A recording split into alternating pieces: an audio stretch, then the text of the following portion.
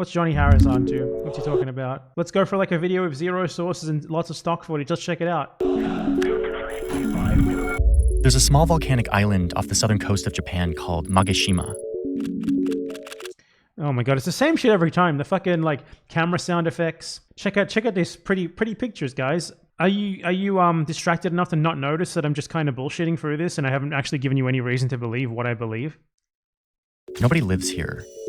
But here's footage from January 2023 of construction workers arriving to this island. Their task is to build a couple of runways on the island and some storage facilities for ammunition. The Japanese government has been paying local fishermen to stay away from this island. That's because they're turning it into a military base.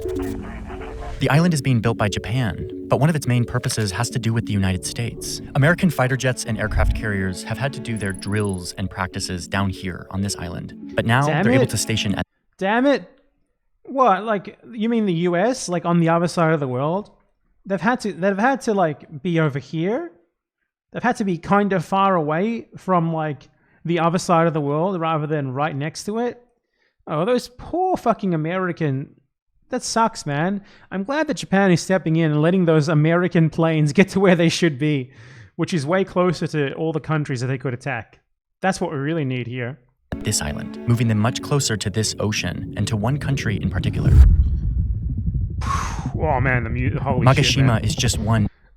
Like, the worst thing about this is the only like remotely half decent thing about his videos is the editing. And obviously he doesn't do the editing. He pays someone else to do it for him. I don't even think he writes them. Wait, let's check the credits. I think he has like at least a 10-person team. Center for Strategic and International Studies, special thanks.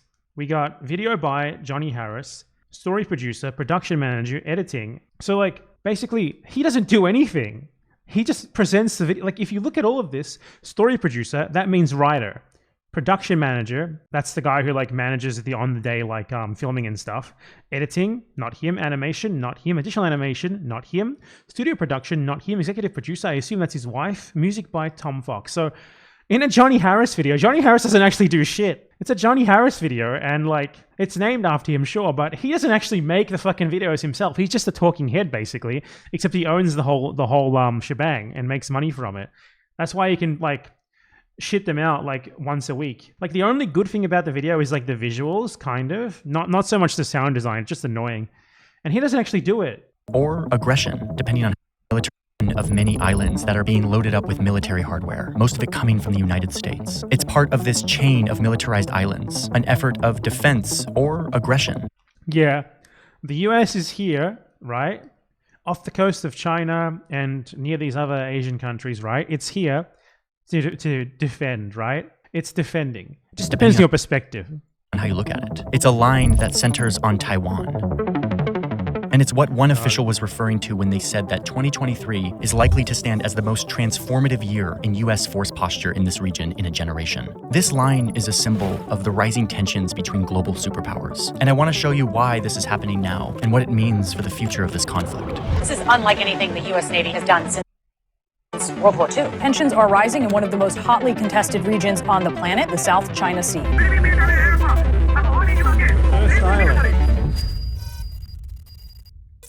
Hey, I'm going to pause the story really quick to tell you about today's sponsor, who is Copilot, which is a product that I actually use almost every day of my— Okay, let me give you an idea of how much money Johnny gets for these, for like this video. 2.2 million views from the sponsor, right? Like a decent CPM is like $16, $15. So let's just go with 15 for like a low estimate, right? $33,000. That actually seems kind of low. So $33,000 just from the sponsorship, at least, probably more. My life. Copilot is a platform where you get paired up with a fitness coach. You meet with that fitness coach. It's a real person. It's not like an AI. And that fitness coach talks to you about your fitness goals. And then you can just watch YouTube videos. And then so Johnny Harris gets his own fitness coach, and the fitness coach. Let's check out the exercise that he got him doing. He's got him doing a timer, smackdown stretch, arm circles. Do some arm circles, guys. Let's do some arm circles. I like to do arm circles. These are exercises that are literally designed for me and my goals. And my goal. come on, man. What are your goals? Goals aren't to like get buff. I'm just trying to like work out so that I feel strong and feel Then why are you doing arm circles? good in my body. And that is what my workout is designed to do. It also pairs up with my watch so that it cues me onto the next exercise. Oftentimes I'm like listening to a podcast You might as well just not do this. It's going to be the same. or a book or music, and I can just visually see all of these cues. It's incredibly convenient and very smooth. At the end of my workout, I have the opportunity to then communicate with my coach and say like, hey, I wanted a little bit more like core workout, or like the push-ups were too intense this time, let's tone it down. And then my coach, Devin, will actually modify my workout for the next day so that it fits my feedback. What I love about Copilot is that it's much more about accountability. I don't know why I'm watching the ad. I think that honestly, yeah, the ad is more interesting than the actual video. there's somebody who's going to check in with me and ask how the workout went. Copilot found that their clients Why? I mean, are 9 times more likely to stick to their goals when they have a real they found out themselves. Of course they did. I mean, it's like saying that Coca-Cola found out that like sugary drinks are healthy for you. person coach who is designing a workout for them, which is like not surprising to me. Of course they are. Accountability and consistency is the hardest thing with fitness, as we all know. And Copilot solves that by pairing you up with a real person. I've been doing this now for like 8 months, and it's been really, really cool. I've changed my workout a bunch. I've like met with my coach This is and a like really fucking reshaped long my entire ad. workout based on new goals. No, honestly, I think the CPM for this is going to be a lot higher actually, because it's like 2 minutes long, probably like double. And I just think it's a fantastic platform. Or like So thank you, 50K Copilot, for plus. sponsoring the video. There's a link in my description. It is go.mycopilot.com/Johnny Harris. Man, that's like a 21-minute long video, but like at least like 3 or 4 minutes at the end are just fluff. And then there's like a 4 hour long ad too. Clicking that link helps support this channel, but it also gives you 14 days of... Shut up. Okay, so this Okay, document from the U.S. Department of Defense. He actually This prints document is them called the out. National Defense Strategy of the United States of America, which also includes the Nuclear Posture Review and Missile Defense Review. It's basically a report that they release every 4 years that gives us an understanding of what the U.S. military is up to, what they care about. I mean, you don't need an official US military report for that, buddy. Like, what the fuck? Oh, guys, it's so fucking cool. But this year's is more detailed than normal. The document focuses a lot on China. These are basically press releases, right? They release this shit because they want people to read it and to think about the things that they're saying in it, right? And he's like reading it at face value as if this is like their secret document where they blow the lid off everything. Like the purpose of the US military releasing a document like this where like China bad, we have to stop China, we want to stop China. You know, it's them like trying to get more defense funding. It's them trying to get more war funding and like them trying to, you know, like convince the media and, you know, just people in general to get on board with the shit they're saying. It's not actually like them outlining their real strategy or anything. Threatens our sovereignty, concerns directly with China. The DoD says that China, quote, remains our most consequential strategic competitor for coming decades. Why? Because, the Pentagon says, China is bullying its neighbors to, quote, China is bullying its neighbors, says the USA, of course. reshape the region and the international system to fit its authoritarian preferences. Now, remember that the United States, who spends loads on its military, has set the rules for our global order, how we trade, what political systems we favor, who participates in the system, and now we see a country that wants to dethrone them, to create a new system based on other values and other rules. China does not export its system, whatever the fuck you're saying, system at all. Only the US does that. Huge fucking projection here. Of course, there's no source for any of this. Where has China exported its system to? What? Where? Where? And what scares the US military is that China is rapidly modernizing and expanding their military. China's military is growing incredibly fast. Like, He's just like looking at this like from the perspective of the US military being like Justin Wright. You know, like you're supposed to take by default the fact that China is maybe being able to slightly compete with the US now is a bad thing because the US is good and the US does good things. And that's like the starting point that he operates from. they deploy the equivalent of an entire new British Navy every 4 years. Every 4 years, like new British Navy, like new Royal Navy every 4 years. Yeah, they're just growing very quickly. This report is concerned about China's growing strength and military footprint. Scary, scary Chinese people. Line up and yell. Be afraid. How China is coercing its neighbors, disregarding ocean boundaries, testing missiles, bullying fishing vessels in other countries' waters. Like, you can literally, like, even if we take everything he's saying here at face value, this is an American who supports American imperialism saying this shit, right? Like, okay, like one single, like, American fucking coup in, like, Latin America is worse than all of this shit combined. Like, come on, man.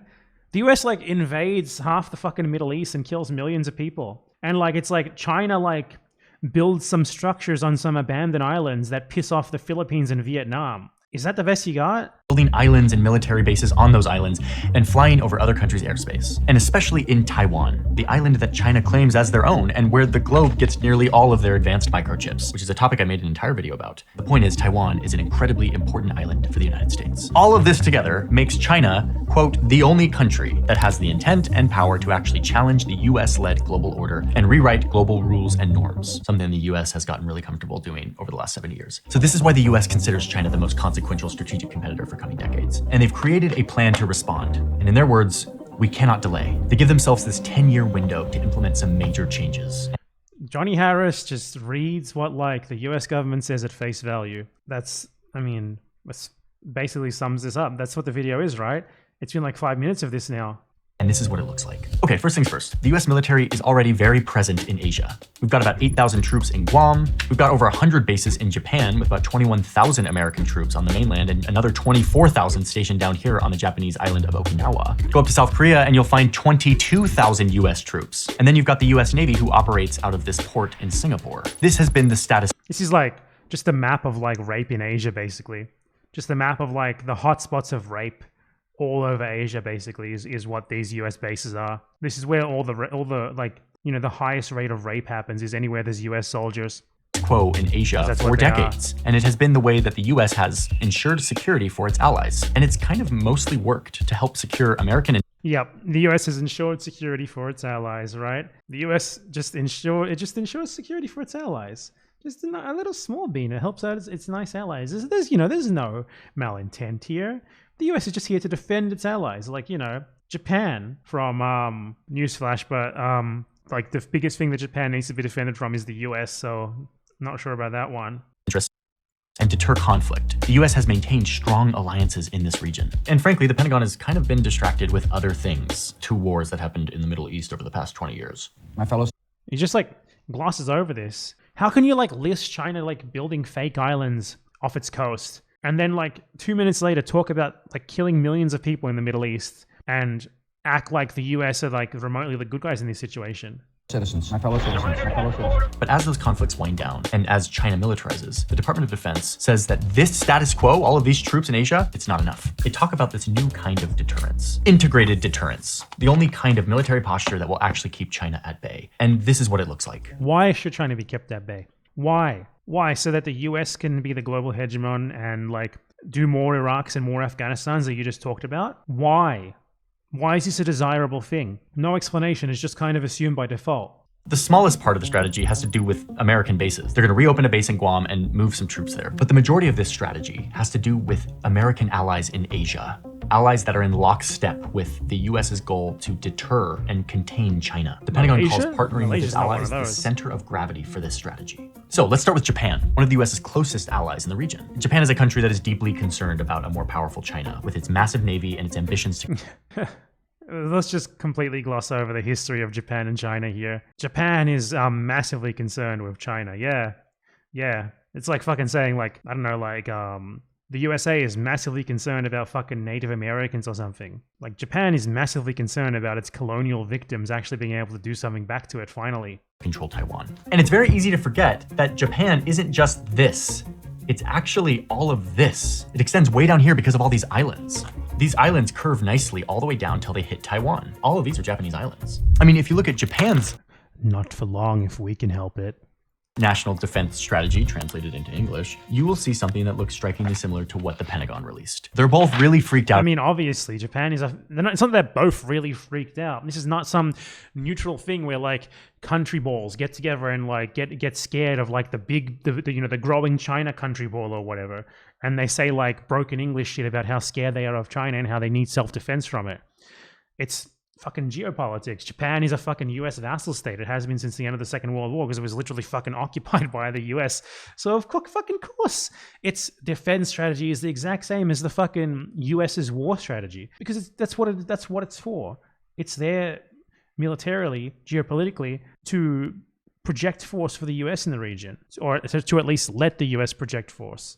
About China, and they both are ready to act in lockstep to deter a more aggressive China in the region. So it starts up here with that island that we talked about at the beginning, Magashima, this new military base and airstrip to be used by both Japanese and US militaries. Further south is Amami Island, where Japan has recently added long-range missiles and anti-ship missiles. Potentially they're going to add cruise missiles. These are missiles that they're buying from the United States. These are missiles that are definitely in range of the Taiwan Strait. Next to the chain is Okinawa, where the US has a huge presence of tens of thousands of troops already. No, wait, hold on. We got to fix that.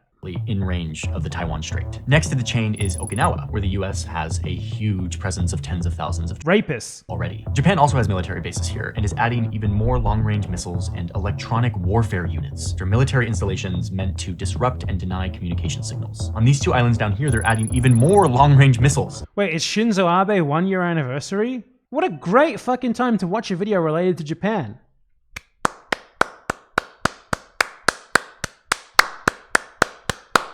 Which could potentially be used to attack Chinese naval ships and aircraft. And Japan is placing nearly 600 troops on Ishigaki as well. And finally, you've got this last militarized island in the chain, Yonaguni. It's the closest island. This guy like just presents like, you know, US vassal states doing things on behalf of the US. Like it's some sort of like, wow, like fucking revelation, like, oh my God, I never could have seen this coming. To Taiwan. And here Japan is adding more of those electronic warfare units, which are used to jam communications. It's just like so condescending, like it's for children. It really is just for kids. Or to listen in on their communications. You know, they're right next to China. Japan is also positioning more troops here. So this is the first part of our chain. And when paired with training that Japan and US troops are doing to simulate island and amphibious warfare, it sends a really strong signal to China that Japan is ready to respond if needed. This line also serves as like a physical barrier that any Chinese ship or submarine would have to pass through in order to access the Pacific Ocean. It's a line that Japan can easily control and monitor. And it also builds a wall to access the pond. I see a problem with this claim. I see an issue with this claim. And monitor. I see an issue with that claim. Okay, here I'm going to show you the issue with that claim. Right, do you see my cursor? I think that's the problem with that claim. Yeah, it doesn't look like a very sound claim to me. It looks like a claim that is rated pants on fire untrue, in my opinion. And it also builds a wall of missiles. Any calculus that China is making on whether or not to invade Taiwan or to do anything in the region will have to now factor in this wall of missiles ready to roll. Overall, this increased military presence on this chain of islands gives Japan, and by extension the United States, the ability to monitor. Wait, what was that flag? Ready to roll. Overall, this increased military presence on this chain of islands gives Japan, and by extension the United States, the ability to monitor an imperial Japanese flag for a second. Am I wrong? Ready to roll. Overall, this increased military presence. Yeah. What the fuck? The Navy still uses like that fucking flag? You see that? I didn't know that. That's fucked up. Wow, they really love their fucking genocide in Japan, don't they? Military presence on this chain of islands gives Japan, and by extension the United States, the ability to monitor communications and troop movements of China, preparing them to act quickly. And it also gives them the ability to pre-position troops and supplies throughout the region, which is a major logistical advantage. But all of this... Is it even called the Navy? Surely, like, they call it, like, the Japanese Naval Defense Forces or some shit, like some euphemism. No, it's the Japan... Sorry, it's not the Navy, it's the Japan Maritime Self-Defense Force. Sorry, guys, they don't have a Navy. They just have a Maritime Self-Defense Force with, you know, the fucking Imperial... Well, it's not, like, exactly the Japanese flag, right? The Imperial Japanese flag. It's kind of similar. No, it is. It is the exact same. I didn't realize the original was off-center as well. I always thought it was centered, but no, it's the exact same. It's the same fucking flag. Wow, that's that's a bit on the nose. Comes with a massive price tag. So Japan, which is formerly a pacifist nation without like a huge military, is actually planning to double their defense spending. They were formerly a pacifist nation. Way more on buying weapons than they ever have before. And 97% of those weapons are coming from the United States. It's almost like they're just doing it because the US wants them to, obviously. The island chain strategy continues down here with the Philippines, close to Taiwan and close to the South China Sea. The US knows that it needs to bolster its presence here, but it's not as straightforward as it is in Japan. So what is this video? It's like a video where he's just like outlining what the US military does or wants to do, as if it's like by default a good thing. He's just like telling you like dryly that they're doing this stuff. It's like someone, it's pretty close to someone like talking about like how Hitler is massing like troops on the border with Poland, like dryly with like flashy sound effects and editing and shit. It's just so weird. It's just such a, like, I can say that about like half of Johnny Harris's video. It's just so fucking weird. Like, what is this even about? It's just bizarre to me.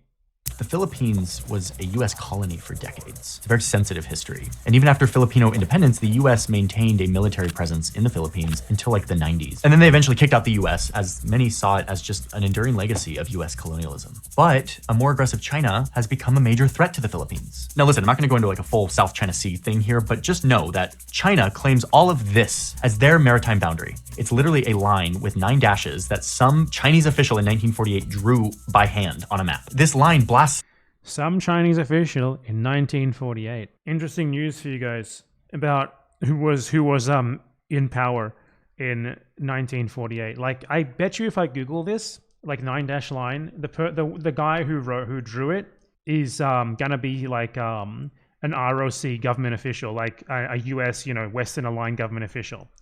But now that the Chinese government isn't on their side, they're against it. Yep, the Minister of Interior of the Nationalist government. So, like, recognizes as the Filipino territorial waters. So there's a conflict in the ocean. And now, on a daily basis, Filipino fishing vessels are harassed by Chinese military vessels who threaten them if they don't leave their waters. In 2022, China put a temporary stop to all fishing in the South China Sea, denying the Philippines' ability to fish in the West Philippine Sea, which is rightfully their waters. But it's crazier than that. Why? I mean, I don't particularly think the South China Sea shit is good of China or anything, but why? What is it that makes it their waters? What is it that makes it not China's? Like explain it. Because the fact of the matter is that these are just two states with competing claims to territorial waters.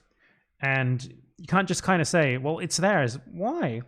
Like, give us some explanation for that. Like, just your word? What is it that makes it theirs and not China's? Tell us. Chinese Navy is like full-blown just bullying the Philippines. They like show up with lasers to harass and blind Filipino ships. I mean, let's remember, the Philippines is a much smaller nation than China and doesn't really have a navy even close to what China has. So now they're in this impossible decision. This is like American projection personified. This is the biggest projection I've ever seen in my life. To choose between giving up their sovereignty and fishing rights to their aggressive neighbor, China, or partnering with their former colonizer who also wants to repel China. And in this case, they chose the latter. I mean, it's not really like that, is it? Because it's not like by partnering with the US, they're going to be able to just stop China from doing what they're already doing in the South China Sea. It's going to keep happening. Like, what is the US going to do? Are they going to fucking like attack like the Chinese ships that are claiming the area or whatever? I don't think that's going to happen. China has pushed too hard. It's pushed the Philippines in the South China Sea, what they call the West Philippine Sea. The Philippines is planning to boost its military presence in the disputed South China Sea. It started in 2014 when they allowed the US back in for the first time in 22 years. The US presence will technically be in bases that are owned by the Philippines, but the US can have troops, build barracks, and other military installations, and can have pre-positioned supplies there as well. It's basically like the US has bases there, but it's like, shh, it's actually the Philippines. And as part of all of this that we've been talking about, in late 2022, they expanded their agreement, giving the US military access to 4 more bases, bringing the total number of bases on the Philippines up. Man, it sure sucks that China is so fucking aggressive. Fucking sucks that China is so fucking aggressive and the US is just forced to build all of these military bases on the other side of the world to stop the evil China from being aggressive. God damn it.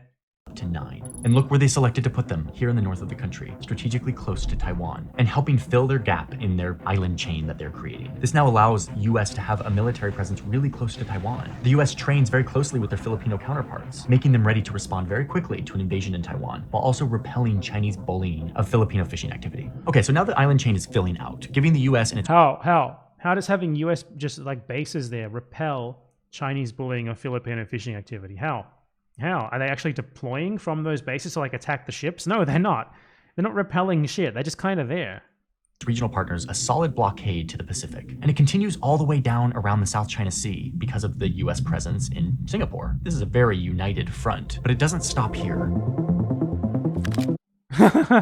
All the worst countries in the world right here. Look at these fucking losers. God. The last part of the strategy is potentially the most significant, and it has to do with Australia, a country— And it has to do with Western colonial, racist, mass genocide states. That is also alarmed by China's rise in the region. So there's this military pact between the US, the UK, and Australia. It's called AUKUS. What it means is that these 3 countries will work together to create a unified submarine— This is the funniest thing ever because Australia is completely fucking reliant on China. Like tomorrow, if China just cut all trade with Australia would collapse instantly. It would just like explode. And China would barely notice it. So, I don't know how they spin this one. Force that will patrol the Pacific. First, what it means is that the US is giving giving nuclear submarine technology, its most powerful and advanced weapon, freely to Australia. Here. It didn't give it for free. They paid for it. It was $368 billion. It was $368 billion. So Australia spent like a fifth of its fucking total GDP on submarines. A fifth of its total fucking yearly GDP on submarines. Like, holy fuck. He just said that it was like free. Why? What are these submarines for? We need submarines to protect us from China, our number one trading partner, the country that our economy is completely reliant on. We need to protect our trade from China. There's a great skit about that on like some SBS show or something. Like, it's just completely fucking illogical. The whole reason they did this is just to satisfy the fucking US, to give the US, like, you know, the arms manufacturers of the US and basically a massive subsidy. These submarines are never going to do anything. They're going to do nothing. If they actually get delivered and become operational, like, that would surprise me. It's fucking nothing. Here are the designs to our most powerful weapons. Take them, foreign country. And then the US. Holy shit, like, that is the least accurate depiction of what actually happened I've ever seen in my life. That is the least accurate description of that deal that I've ever seen in my life. They were just like, hey, other country, here, have our best top secret submarines all for free, is how Johnny Harris put it. Holy fuck, man. That's incredible. And UK will base submarines out of this port here in Australia. It's called Perth. Australian sailors will ride alongside. It's called Perth. US and UK sailors during submarine deployments. They will learn together, they will work together, they will share classified intelligence. They will do nothing together ever, aside from train. What this means is that there will be a significantly larger number of submarines patrolling these waters. And when? These submarines are probably never going to actually become operational. This is never going to happen. remember, these are nuclear-powered submarines, which we made a whole video on. Like, by the time these submarines are, like, actually in action, all of this shit will have probably blown over. Like, this is not going to happen. As well. These things can be underwater for months. They can go on these long patrols over to Taiwan. I mean, Australia doesn't have to feel... Australia is like the least invadable country in the entire world, aside from probably the US itself. It's a massive island. And like 99% of its coast is nowhere near anything. Like, the Japanese assessed during World War II that invading Australia was a fucking impossible task. If the Japanese Empire thought that they could not feasibly invade Australia, China certainly isn't going to be able to fucking invade Australia. The South China Sea, they can close up these key choke points, plugging holes in their growing line against China. And, crucially, we can be pretty damn certain that a lot of these submarines will be carrying nuclear weapons, adding yet another layer of deterring power to an already really powerful line of defense. And if this wasn't enough, Australia is also building a permanent hangar for US B-52 bombers up here in the Tyndall Air Base in Northern Australia. Australia is just a cucked US proxy state. US bombers carry conventional weapons, but they also carry nukes. So now, US bombers carrying nuclear weapons will have a permanent home in Australia. Are they actually going to be carrying I seriously doubt they would let them carry nukes. Like, that seems a bit much. Nuclear capable bombers. Oh yeah, they are. They actually did. Holy shit, Australia is the most cucked country in the world. They are actually allowing not just nuclear capable planes, but planes actually equipped with nuclear weapons to use Australia as a base. That's the most cucked, pathetic little shitty country in the whole world. Holy fuck, man. Absolute cuckoldery right there. The US is just fucking Australia's wife right in front of Australia while it just sits there in the corner smiling. Unbelievable. There'll be a lot more military hardware in the Pacific because of this. Hardware that carries the most powerful and dangerous weapons we have. This is a very aggressive signal to China that the West is ready. So now, if you look at the whole thing, this whole chain, you see how robust... Remember when, like, the Soviet Union did this in Cuba? And it's, like, seen as, like, the worst thing to ever happen in the entire world? And, like, Johnny Harris, like, talked with, like, the enthusiasm of, like, an 11-year-old child talking about Goku achieving Super Saiyan for the first time in Dragon Ball Z, while talking about the US doing it to China. Says a lot. This presence is. This is what that military official meant by transformative. The military name for this is the First Island Chain, and it is at the heart of the US and its allies' strategy to counter and contain China. And it's easy to see that this island chain, while protecting a lot of different interests for a lot of different countries, really centers on Taiwan. A major purpose for all of this militarization, the missiles, the subs, the air bases, the troops, is to prepare for conflict in Taiwan. And this is where it's really just because China has become like the only country even remotely close to the US's level of like hegemonic global power. and they want to stop that. It's not so much about Taiwan. They want to frame it as just defending Taiwan. No, you don't fucking sell Australia $368 billion worth of submarines to defend Taiwan. Australia is not really close to Taiwan at all, my friend. We get to the paradox of deterrence. You prepare to fight so that you don't have to fight. All of this preparation might be just what is needed for China to decide that it would be too costly to And now Johnny Harris is like, this is actually good, because doing all of this shit, it means that there won't actually be a war. So technically, the US military is actually good and great. invade Taiwan. The only thing that's stopping a war is the US military selling trillions and trillions of dollars of military hardware to its vassal states. Thank God for the USA. But the other side of that paradox is that all of this looks an awful lot like overt escalation in a conflict. If you're China, this change... Oh, it looks like it, right? Chain of 18 minutes in, he's really like, your enemy. Maybe this actually isn't that good of an idea after like just fucking soy facing over it. Enemy trying to box you in, to monitor your every move. A superpower from the other side of the world flooding your region with more military hardware to stop your influence.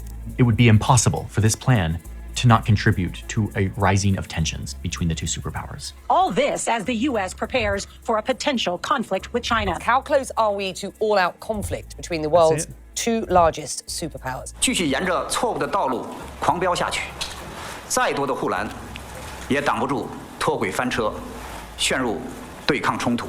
What is it with fucking Chinese government officials and always talking in these fucking riddles, man? 飙下去，再多的护栏也挡不住。 Is he actually saying this? Or is it just like a fucking dumb translation? I really hope they don't actually say this sort of thing. Just fucking say, USA, stop deploying military hardware near us. Don't talk about guardrails and derailing, please. Look at this outfit.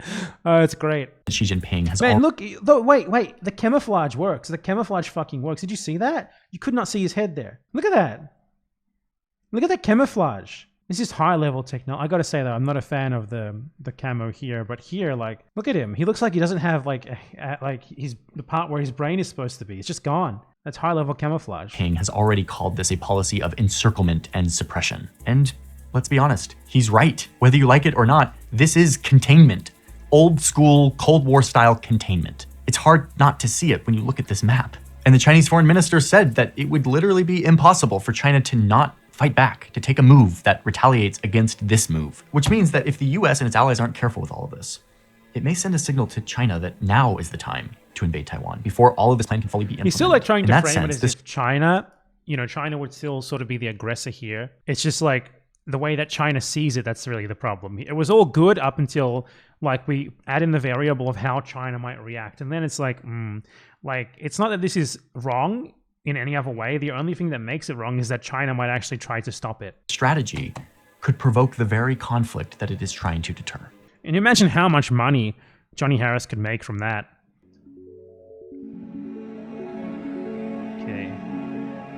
Okay, thanks to Greg Pauling of the Center for Strategic and International Studies, which just, is like a think tank that just like posts about how awesome NATO is and how the US military is epic and based. So, yeah, no problem. Thanks, guys. Another Johnny Harris banger. I enjoyed that a lot. Johnny Harris, he was so fucking excited for that. It's like he just caught his favorite Pokemon.